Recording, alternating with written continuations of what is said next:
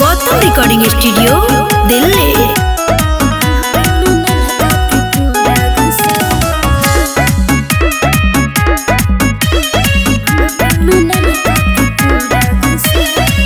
कहल बहनी ए हमदानी करिल सहबर रोक जवानी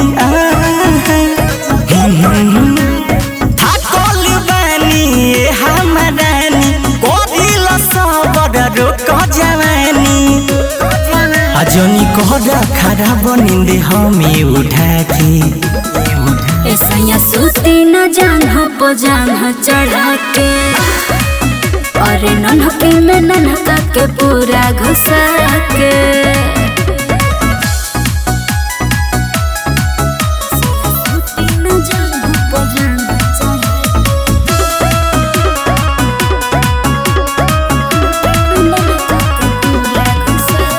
रोज के तहार इहे बलीला प्यार में है यार हमर देह भइल ढीला हमारो हक राजा रोजे तो चाही एको दिन हम रुके मनाही अरे रख देले बाडू हमर माथा दुखा के ऐसा सूती न जान हो जान चढ़ा के अरे नन्हके में नन्हका के पूरा घुसा के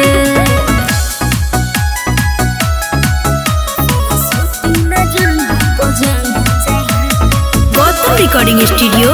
दिल्ली। सुबह में जाए के बाटे नु ड्यूटी भात के बूझ हमार ब्यूटी बुझ ना रे भले तो हो जाई राजा जी छुट्टी झाकल जवानी के लहर लूटी नहीं मन भूतया तू बती बुता के ऐसा सूती न जान हो जान चढ़ा के अरे नन्हके में नन्हका के पूरा घुसा के